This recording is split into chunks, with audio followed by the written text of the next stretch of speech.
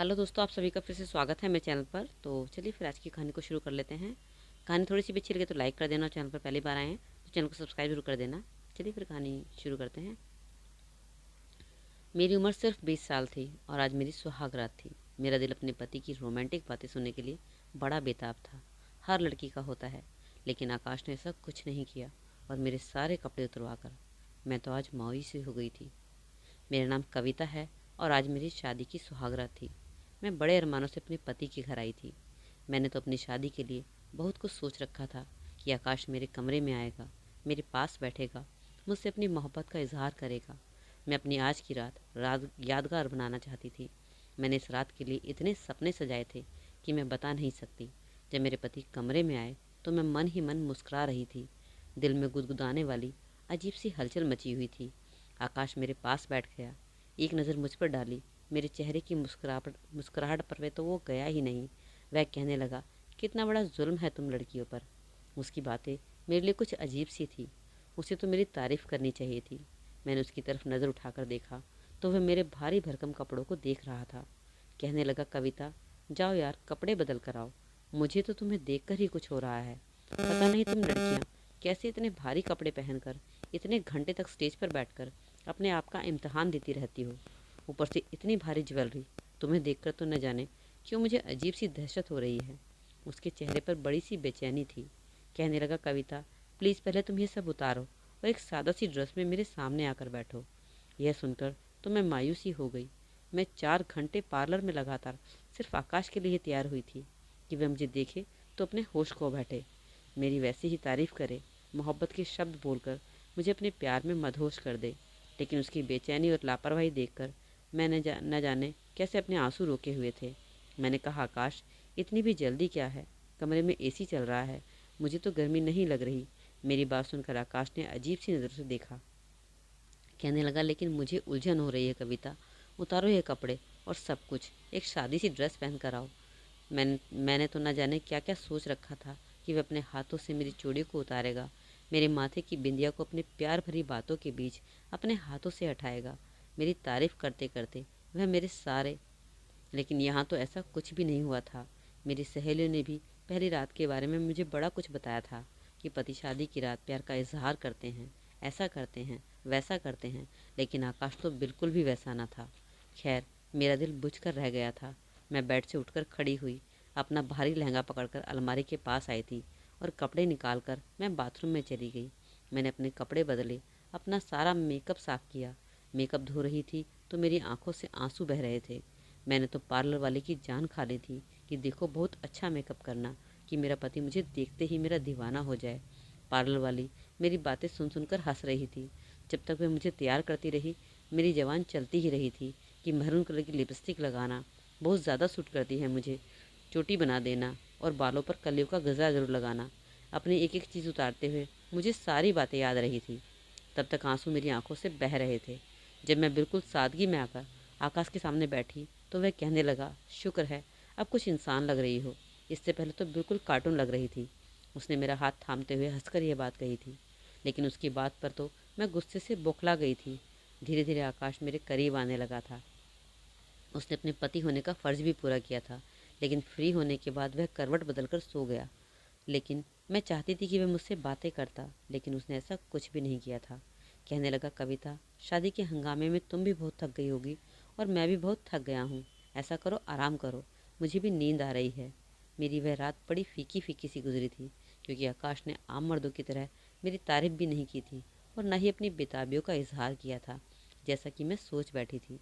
सुबह के समय जब मैं तैयार होकर कमरे से बाहर आई तो मेरे ससुर बाहर हॉल में बैठे हुए थे और मेरी सास उनके बराबर में बैठी हुई थी।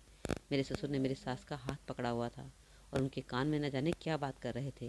ससुर कहने लगे, तुम्हारी खूबसूरती तो आज भी मुझ पर जादू रखती है, और कल रात शादी में तुम इतनी सुंदर लग रही थी कि लग रहा था कि आकाश नहीं बल्कि मेरी शादी है। सच पूछो तो मैं तुम्हारा दीवाना बन गया था और अपने आप को संभाल ही नहीं पा रहा था। यह कहना था कि मेरी सास ने अपना हाथ ससुर के हाथ से छुड़ा लिया और कहने लगी, तुम बड़े बेशरम हो। उनकी नज़र शायद मुझ पर पड़ गई थी। मैंने फ़ौरन नज़र झुका ली। मेरे ससुर ने जब मुझे देखा तो हंसने लगे। कहने लगे, जाओ बेटा, अब तो तुम हमारे घर की हिस्सा बन गई हो, इसलिए खुद को आदी बना लो। हम दोनों तो ऐसी ही बातें करते रहते हैं। मैं अपने ससुर के पास आई और उनके पैर छूकर उनसे आशीर्वाद दिया। मेरी सास ने मुझे ढेर सारा आशीर्वाद दिया और मुझे अपने पास बिठा दिया। कहने लगी, कविता इतनी जल्दी कैसे उठ गई? अभी तो सिर्फ 7 बजे हैं। अरे भाई, हमारे घर में ऐसा कोई रिवाज नहीं है कि बहू सुबह सुबह अपनी नींद खराब करके उठे और उसके साथ नाश्ता करे। जब तुम्हारा दिल हो उठ जाया करो। किसी भी तरह की कोई टेंशन लेने की ज़रूरत नहीं है। आकाश मेरा इकलौता बेटा है और हमारे घर में किसी भी तरह की कोई पाबंदियां नहीं हैं। मैंने कहा, नहीं मम्मी जी, बस मैं खुद ही उठकर आ गई थी। मैंने सोचा मुझे आप लोगों के साथ बैठकर समय गुजारना चाहिए। यह बात सुनकर मेरे ससुर कहने लगे, हाँ यह तो अच्छा किया। मेरी सास भी कहने लगी कि चलो, नौकरानी नाश्ता बना रही है, मैं जाकर देख आती हूँ कि नाश्ता अभी तक क्यों नहीं बना। फिर वह मुझसे पूछने लगी कि आकाश कहाँ है। मैंने कहा, वह तैयार होकर आ रहे हैं। मेरे ससुर कहने लगे, वैसे मुझे उम्मीद नहीं थी कि इतनी जल्दी सुबह को उठकर तुम कमरे से बाहर आ जाओगी और आकाश तुम्हें आने देगा। अरे भाई, जब मेरी शादी हुई थी तब तो ये रिवाज था कि 9 बजे ही सबके साथ नाश्ता करना होता है, लेकिन ऐसे सख्त माहौल में भी मैंने तो अपनी मनमानी की थी। 9 बजे से पहले मैंने अपना कमरा नहीं खोला था। वह सब लोग मेरा कमरा खटखटा कर रह जाते थे। यह बताते हुए जोर से हंस रहे थे। शायद उनका मिजाज ही कुछ ऐसा था। लेकिन मैं उनकी बात सुनकर कुछ शर्म सी महसूस करने लगी थी। लेकिन जैसे जैसे समय गुजरता गया, मुझे अंदाज़ा हो गया कि मेरे ससुर बहुत ही मनमौजी टाइप के इंसान हैं। और दूसरी यह बात है कि वे मेरी सास के दीवाने थे। वे अभी भी मेरी सास से ऐसे ही मोहब्बत से बात करते थे जैसे कि नई नई शादी में पति पत्नी एक दूसरे के दीवाने होते हैं। लेकिन उनके उल्टा आकाश ऐसा नहीं था। मैं आकाश के लिए सजती संवरती तैयार होती, लेकिन वह मुझ पर बस एक ही मुरझाई सी नज़र डालकर हटा लेता। मैं खुद ही पूछती रहती कि आकाश, आज मैं कैसी लग रही हूँ, मेरी ड्रेस कैसी है। वह बस एक ही नज़र मुझ पर डालता और कहता, ठीक है, अगर तुम्हें अच्छा लग रहा है तो अच्छा ही होगा। मैं ये समझ ही नहीं पाती थी कि आखिर वैसा क्यों कहता है। मैं उससे जुनूनी टाइप की मोहब्बत करना चाहती थी। मैं चाहती थी कि वह बेताब होकर मेरे पास आए, मेरी तारीफ़ करे, मेरा हाथ पकड़े और मुझे अपने करीब करने की कोशिश करे। मैं शर्मा जाऊं, लेकिन वह ज़बरदस्ती मुझे अपने करीब करे, मेरे गले में बाहें डाले, मेरी तारीफ़ करे और मैं शर्माते हुए नखरे दिखाऊं। ऐसे ही नोक-झोंक से भरी ज़िंदगी में खूबसूरत से रंग भर जाते हैं, जैसा कि मेरे ससुर करते थे। वह तो मेरी सास का बहुत ही ख्याल रखते थे। यहाँ तक कि मेरी सास को खाने पीने की भी कोई ऐसी चीज़ नहीं खाने देते थे जो उनके लिए नुकसानदायक होती थी। शॉपिंग पर जाती तो एक एक चीज़ अपने हाथों से उठा कर देते और कहते, यह तुम पर बहुत अच्छी लगेगी। यही इनसे मैं 100 बार पूछती कि किसी चीज़ के लिए, तो आकाश कहता, जो तुम्हें पसंद हो ले लो, तुम्हारी मर्जी है, अपनी मर्जी से पहनो। उसकी बातों पर मेरा दिल बुझ कर रह जाता। मैं चाहती थी आकाश मुझे अपनी पसंद की चीज़ पहनाए और वह फिर मेरी तारीफ़ करे, लेकिन वह ऐसा नहीं करता था। एक बार शाम के समय बारिश होने लगी। मेरे ससुर अपने कमरे में ही थे। मेरी सास ने जब बारिश होती देखी तो कहने लगी, कविता बेटा देखो बारिश कितनी खूबसूरत लग रही है। मैंने कहा, हाँ मम्मी जी। वह मेरा हाथ पकड़कर मुझे बाहर ले आई और कहने लगी, मुझे ये मौसम बहुत पसंद है। मेरी सास के चेहरे पर खुशी के सारे रंग नजर आ रहे थे। बारिश तो मुझे भी बहुत पसंद थी। हम दोनों ही सास बहू बरामदे में आए और बारिश का आनंद उठाने लगे। मगर अचानक ही ऊपर से खिड़की से ससुर ने देख लिया। वहीं से वह मेरी सास को कहने लगे, सरिता तुम तेज बारिश में क्या कर रही हो। यह कहकर उन्होंने खिड़की ज़ोर से बंद कर दी। मेरी सास कहने लगी, लो अब आ गई मेरी शामत। मैंने कहा, क्यों मम्मी जी। वह कहने लगी, बस तुम्हारे पापा जी को मेरी बड़ी चिंता रहती है। कहते हैं बारिश में नहा लोगी तो बीमार पड़ जाओगी। मेरी सास अभी ये बातें कर ही रही थी कि मेरे ससुर नीचे आंगन में आ गए और मेरी सास से कहने लगे, सरिता तुम्हें कब समझ आएगी। जानती हो ना, बारिश का पानी तुम्हारे सर पर पड़ जाए तो तुम्हें छींक आनी शुरू हो जाती हैं और फ़ौरन बुखार भी चढ़ जाता है। मेरे ससुर के हाथ में तौलिया था जो उन्होंने फ़ौरन मेरी सास के सर पर रखा और उनका हाथ पकड़कर अंदर की तरफ ले गए। मैं भी उनके पीछे पीछे ही आ गई थी। उन्होंने जल्दी से मेरी सास को सोफे पर बिठाया और उनके सर को टॉवल से पोंछने लगे ताकि उनके गीले बाल सूख जाएं। मेरी सास तब तक छींके मारने लगी थी तो मेरे ससुर कहने लगे, देखा मुझे इसी बात का डर था। तुम्हें ज़रा भी अपनी परवाह नहीं है। अजीब हो तुम भी। यह देखकर मेरा दिल एक बार को धड़का था कि काश कभी आकाश भी मेरे साथ ऐसे ही मोहब्बत का इजहार करे। मेरे ससुर कहने लगे, सरिता अगर तुम्हें कुछ हो गया तो देखो मैं भी तुम्हारे बिन मर जाऊंगा। मेरी सास कहने लगी, आप क्यों इतनी सी बात को इतना बड़ा कर रहे हैं। कोई बात नहीं, बस मेरा दिल चाह रहा था इसलिए मैं बारिश में नहाने चली गई थी। नहीं होती मैं बीमार। सास की बात सुनकर ससुर कहने लगे, तुम्हें क्या पता, मैं भुगत चुका हूँ तुम्हारी बारिश में नहाने वाली आदत को। खबरदार जो तुमने फिर से बारिश में नहाया। गलती मेरी है जो मैंने तुम्हें अपने पास से नीचे आने दिया। ससुर ने मेरी सास का बाजू पकड़कर उन्हें कमरे में ले जाते हुए कहा था, जल्दी आओ, तुम्हारे कपड़े बदलवाने पड़ेंगे। मुझे तो यह डर है कि कहीं तुम्हें बुखार ही ना हो जाए। मैं तो अपने ससुर को देखकर दंग रह गई थी। काश की ऐसी मोहब्बत आकाश में मेरे लिए दिखाता। सास ससुर की इतनी गहरी मोहब्बत की वजह एज डिफरेंस भी था। मेरी सास मेरे ससुर से 10 साल छोटी थी और शायद इसलिए मेरे ससुर मेरी सास के दीवाने थे। थोड़ी देर बाद आकाश भी भीगता हुआ अंदर दाखिल हुआ। मुझे देखकर कहने लगा, बड़ा ज़बरदस्त मौसम हो रहा है। ऐसे मौसम में अगर पकोड़े आ जाएं और चाय मिल जाए तो मज़ा ही दुगना हो जाएगा। देखो, मैं भी फ्रेश होकर आता हूँ, तुम फटाफट से पकोड़े चाय बना लो। यह कहकर सीधी सीढ़ी चढ़ गया और मेरा दिल तो टूट ही गया था। सर्दी तो मुझे भी लग रही थी, पानी में तो मैं भी भीगी हुई थी, लेकिन उसे तो मेरी परवाह ही नहीं थी। उसे तो बस यह था कि वह फटाफट से फ्रेश होकर आ जाए और मैं उसके लिए चाय पकौड़े टेबल पर सजा दूँ। मगर उसे मेरी ज़रा भी परवाह नहीं थी। क्या था कि वह मुझसे कह देता कि तुम भी भीगी हुई हो, जाओ पहले कपड़े बदलो, कहीं बीमार ना हो जाओ। लेकिन वह तो लापरवाह था। उसे तो शायद पता भी नहीं होगा कि मैं बारिश में भीगी खड़ी हूँ या सूखी खड़ी हूँ। उसने तो ध्यान से देखा ही नहीं होगा। मैं गुस्से से किचन में आकर पकौड़े बनाने लगी। चाय और सैंडविच भी बनाकर सब कुछ टेबल पर रख दिया, जब तक मेरी सास ससुर आकाश भी अपने अपने कमरों से निकल आए थे।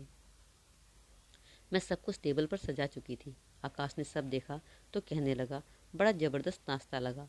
मैंने सोचा शायद वह मेरी भी तारीफ़ कर देगा, लेकिन उसका व्यवहार तो ऐसा था ही नहीं, एकदम ठंडा था। एक बार आकाश जल्दी ऑफिस से घर आ गया। मैं उस समय तैयार थी। मेरा मूड था कि वह मुझे कहीं बाहर ले जाए। हमारी नई नई शादी हुई थी। मैंने कहा, आकाश, कहीं लॉन्ग ड्राइव पर चलते हैं। आज नहीं, आज नहीं, मैंने अपने दोस्तों के साथ कहीं जाना है। ऐसा करो, तुम अपनी सहेली को फ़ोन कर लो, उनके साथ चली जाओ। मैंने कहा, नहीं, मुझे आपके साथ जाना है। वह कहने लगा, देखो कविता, मैंने अपने दोस्तों से वादा किया है, नहीं गया तो बहुत नाराज़ हो जाएंगे। तो फ़िलहाल अपने दोस्तों के साथ कहीं चली जाओ, मैं तुम्हें 3-4 दिन के बाद कहीं ले जाऊंगा। मैंने कहा, मुझे कहीं नहीं जाना है। मेरा दिल बुझ गया। झमाझम आंखों से आंसू बहने लगे, लेकिन उस आदमी को ज़रा भी परवाह न थी। हालांकि वह जानता था कि मैं रो रही हूँ, और कहने लगा, तुम औरतों के पास बस यही बड़ा हथियार मौजूद होता है कि छोटी सी बात हुई नहीं और आंसू बहाने शुरू कर देती हो। यार, मैं तुम्हें समझा तो रहा हूँ कि दोस्तों के साथ चली जाओ। मैं अपने दोस्तों को कमिटमेंट कर चुका हूँ, मैं उन्हें नाराज़ नहीं कर सकता। अगर मेरे ससुर होते तो कभी भी मेरी सास की आंखों में आंसू देखकर अपने दोस्तों में न जाते। इतनी मोहब्बत करते थे वह मेरी सास से। काश कि मेरी शादी बड़ी उम्र के आदमी से होती, जिसके पास पत्नी के साथ साथ समय गुजारने के लिए फुर्सत होती। धीरे धीरे मेरे ससुर मेरे आइडल बनने लगे, क्योंकि वैसी ही मोहब्बत करते थे जैसी मोहब्बत मैं अपने पति से चाहती थी। हालांकि 2-4 दिन बाद आकाश मुझे बाहर ले गया था, लेकिन फिर भी वह अनरोमांटिक सा सफ़र था। गाड़ी चलाते हुए अपने दोस्तों से ही बातें कर रहा था, फ़ोन पर, और फ़ोन कटने के बाद भी अपने दोस्तों की ही बातें करता रहा। मुझे खाना भी खिलाया, लेकिन वापसी पर अपनी यूनिवर्सिटी के किस्से सुनाता रहा या अपने ऑफिस के बारे में बातचीत करता रहा। एक बार भी उसने मेरी तारीफ़ नहीं की थी, यह नहीं कहा था कि तुम बहुत अच्छी लग रही हो।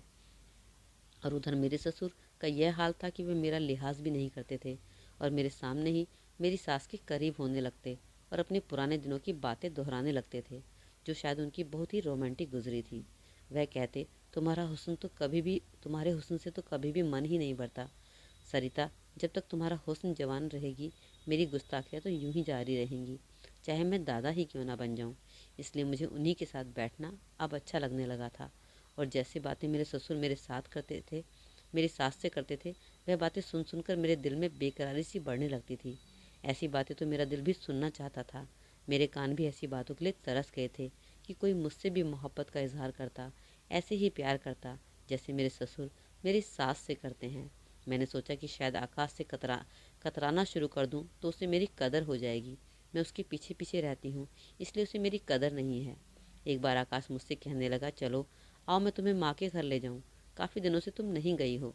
मैंने कहा, नहीं, मैं खुद ही चली जाऊँगी या ड्राइवर के साथ चली जाऊँगी, मुझे आपके साथ नहीं जाना है। मुझे लगा था शायद कि वह पूछेगा कि क्यों नहीं जाना, वजह बताओ, तो मैं उसे नखरा दिखाऊंगी और उससे कहूँगी कि वह मेरे साथ रूखा व्यवहार करता है, इसलिए मैं उससे नाराज़ हूँ। शायद मुझे मनाएगा, मगर उसने जो कहा मैं सुनकर हैरान ही रह गई। कहने लगा, चलो ठीक है, तुम खुद ही चली जाना। उसने तो बात ही ख़त्म कर दी थी। मैं मुरझाए दिल के साथ अपने कमरे से बाहर निकली थी। मेरे सास ससुर का कमरा खुला हुआ था। ससुर मेरी सास के बालों में कलियों के गजरे लगा रहे थे, जिस पर मेरी सास मुस्कुरा रही थी और बार बार मेरे ससुर के साथ छेड़छाड़ पर उनके हाथ पीछे कर रही थी कि आप कब सुधरेंगे, अपनी उम्र देखें और अपने काम देखें। मेरे ससुर कहने लगे, दिल जवान होना चाहिए, उम्र का कुछ नहीं होता। एक बार मेरी सास मेरे ससुर से कहने लगी कि मैं अपनी बहन से मिलने जाना चाहती हूँ। 3 साल हो गए हैं, लेकिन वह एक बार भी उनके घर नहीं गई। मगर ससुर कहने लगे कि तुम वहाँ चली गई तो मेरा क्या होगा, मैं जो तुम्हारे बिना दीवाना सा बन जाऊँगा। मैं तुम्हारी 1 घंटे की भी जुदाई बर्दाश्त नहीं करता।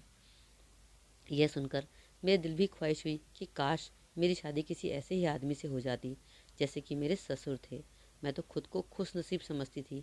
एक मेरा पति है, उसे मेरी कोई परवाह ही नहीं कहता जाओ अपने दोस्तों के साथ घूमो, अपनी लाइफ एंजॉय करो, और खुद भी अपने दोस्तों के साथ ही रहना पसंद करता है।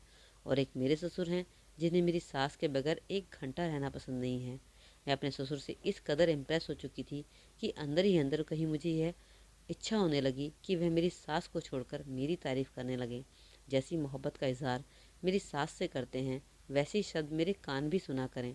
अब मैं अपने ससुर के आगे पीछे घूमना शुरू कर दिया। उनका हर काम मैं अपने हाथों से करने लगी। हालांकि यह सब काम मेरी सास करती थी। एक दिन जैसे ही वह लॉन्च में आकर बैठे, मैं फटाफट से चाय बना लाई और अपने ससुर के सामने रख दी। मुझे चाय के कप के साथ देखकर वह बहुत हैरान हुए और कहने लगे, सरिता किधर है? मैंने कहा कि मम्मी जी को छुट्टी भी दे दें, कब से वो आपकी सेवा कर रही है, अब मुझे अपनी सेवा का मौका दें। यह सुनकर वह मुस्कुराने लगे। कहने लगे, हाँ यह तो तुम ठीक कह रही हो, लेकिन वह क्या है कि मुझे उसी के हाथ की चाय पीने की आदत पड़ गई है। मैंने कहा, मैं भी बहुत अच्छी चाय बनाती हूँ, आप पीकर तो देखें। उन्होंने चाय का सिप लिया तो फौरन बोले कि तुम्हारे हाथों में भी तुम्हारी सास जैसा जादू है। बहुत अच्छी चाय बनाई है तुमने, अगर तुम्हारी सास होती तो मैं उसके हाथ ही चूम लेता। यह कहकर चाय को होठों से लगा लिया। मैं अपने हाथों को देखने लगी, जिन्हें आज तक मेरे पति ने पकड़कर अपने होठों पर लगाकर अपना स्पर्श भी नहीं किया था, कभी तारीफ नहीं की थी।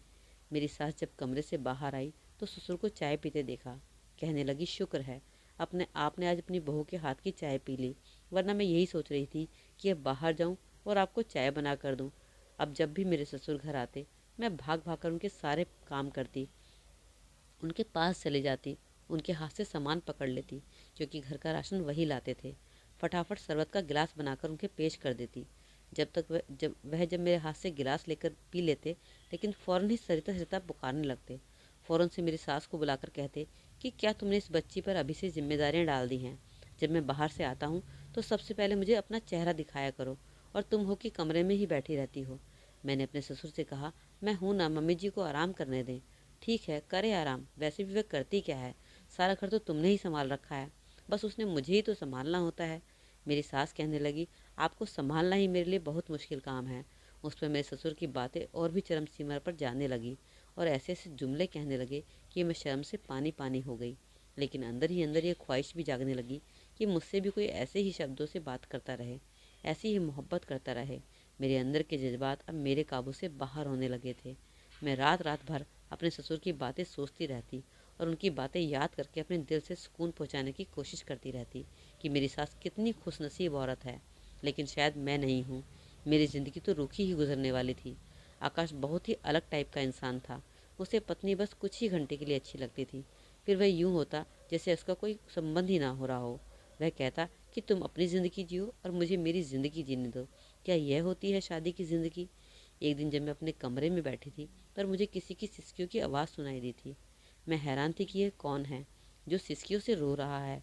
मैं जल्दी से कमरे से बाहर आई तो मेरी सास फ़ोन पर किसी से बात करते हुए रो रही थी।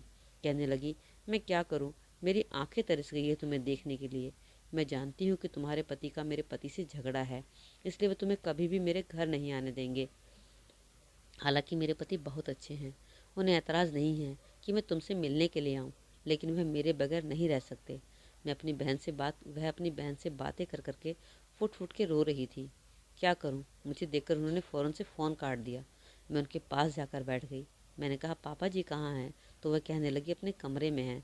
मैंने कहा, मम्मी जी क्या बात है, आप क्यों रो रही हैं? वह कहने लगी, बेटा तुमसे क्या छुपाना, मेरी बहन बहुत बीमार है और मेरा दिल तड़प रहा है कि मैं जाकर उससे मिलूं, लेकिन उसके पति और तुम्हारे ससुर में किसी बात पर झगड़ा हो गया है और वे उनसे नाराज़ भी हैं। इसलिए उसका पति तुम्हारे ससुर को अपने घर में नहीं आने देगा। मुझसे मिलने पर तो उसे कोई एतराज़ नहीं होता, लेकिन तुम्हारे ससुर को तुम जानती हो कि उनका मिजाज कैसा है। मैं मुस्कुराने लगी। मैंने कहा, आप तो बहुत ही खुशनसीब हैं जो आपके पास पापा जी जैसे पति हैं। कहने लगी, खुशनसीब? यह कहते उनकी आंखों में आंसू बहने लगे। कहने लगी, खुशनसीब तो तुम हो, मैं तो तुम्हें बड़ी ही हसरत भरी नज़र से देखती हूँ। शुक्र है कि आकाश अपने बाप की तरह नहीं है। यह सुनकर मैंने हैरत से अपनी सास की तरफ देखा। कहने लगी, देखो देखो ना, तुम कितनी आज़ादी से जी चाहे जो जहाँ चाहे जा सकती हो। अपने घर तो 3 दिन तक रहकर आती हो, अपनी बहनों से मिलने जाती हो, ड्राइवर के साथ भी चली जाती हो, अपनी सहेलियों के साथ भी जाती हो, मार्केट जाती हो, घूमती हो, फिरती हो। तुम्हें आने जाने की आज़ादी हासिल है। मुझसे पूछो, जब से मेरी शादी हुई है मोहब्बत के नाम पर बड़ी सज़ा झेल रही हूँ। ठीक है, औरत मोहब्बत चाहती है, लेकिन मोहब्बत एक हद तक ही अच्छी लगती है। हद से ज़्यादा बढ़ जाए तो सांस लेना दुबर हो जाता है। तुम्हारे ससुर की मोहब्बत ऐसी ही है, दम घुटने वाली। उम्र के साथ साथ औरत का मिजाज बदलने लगता है और मोहब्बत की शिद्दत में कमी आने लगती है और मर्द भी बदल जाते हैं, लेकिन तुम्हारे ससुर नहीं बदले। मेरा दिल चाहता है कि मैं भी आज़ादी से अपनी माँ के पास जाऊँ, अपनी बहन भाइयों से मिलूँ, लेकिन तुम्हारे ससुर मुझे अपने अलावा किसी के साथ बर्दाश्त ही नहीं करते। मुझे जहाँ जाना है मैं तो तुम्हारे ससुर के साथ ही जाती हूँ, मैं उनके बगैर कहीं भी नहीं जा सकती। यह कहकर मेरी सास फूट फूट कर रोने लगी। कहने लगी, तुम नहीं जानती मैंने ज़िंदगी किस तकलीफ़ में गुजारी है। यह मोहब्बत नहीं होती कि आप किसी को बंद करके रख लो। फिर वह कहने लगी, मैं अपनी मर्जी से कुछ खा पी भी नहीं सकती। तुम्हारे ससुर कहते हैं यह मत खाओ क्योंकि मुझे पसंद नहीं है, या फिर कहेंगे कि यह खाने से तुम्हारी सेहत खराब हो जाएगी, यह खाकर तुम बीमार हो जाओगी। अपनी मर्जी से मैं बारिश में नहा भी नहीं सकती, तुम बीमार हो जाओगी। अपनी मर्जी से कुछ पहन भी नहीं सकती, कहते हैं मुझे ये पसंद नहीं है। मैं तो अपनी मर्जी से सांस भी नहीं ले सकती। क्या यह होती है मोहब्बत और यह होती है शादीशुदा ज़िंदगी? अपनी सास की बातें सुनकर मैं हैरान थी। जिस ज़िंदगी की मैं ख्वाहिश कर रही थी वह तो बहुत ही तकलीफ़ भरी थी। शुक्र था कि आकाश ऐसा नहीं था। मुझे अपने पति की कदर हुई थी, जो कहता है कि हर इंसान को आज़ादी से चलने का हक है। ठीक है, हम पति पत्नी हैं, लेकिन इसका यह मतलब नहीं कि हम एक दूसरे पर हर वक्त पाबंदियाँ लगाते रहें। शायद मैं आकाश की मोहब्बत को समझ ही नहीं पाई थी। उसकी मोहब्बत से भरे छोटे मोटे जुमले मुझे कभी नज़र ही नहीं आए थे। मैं तो शायद अपने ससुर की तेज़ तूफ़ानी मोहब्बत मोहब्बत जैसी चाहने लगी थी। लेकिन अब तो मैंने भगवान का धन्यवाद किया था। मेरे भगवान ने मेरे साथ ऐसा नहीं किया। अब मैं आकाश में ही अपनी मोहब्बत तलाशने लगी थी और धीरे धीरे मुझे एहसास हुआ कि आकाश मुझे कितनी मोहब्बत करता है। उसकी मोहब्बत तेज़ तूफ़ान नहीं थी, गहरी मोहब्बत थी, निशांत बहती नदी की तरह। उसकी आंखों में मेरे लिए फ़िक्रमंदी थी, मोहब्बत मोहब्बत थी, लेकिन वह कभी जताता नहीं था। वह मेरी हर बात का ख्याल रखता था। मैंने सोते हुए उसकी तरफ बहुत ही प्यार से देखा था और उसके माथे पर अपने प्यार की मोहर लगा दी। मेरे होठों का स्पर्श पाते ही आकाश ने आंखें खोल दी थी।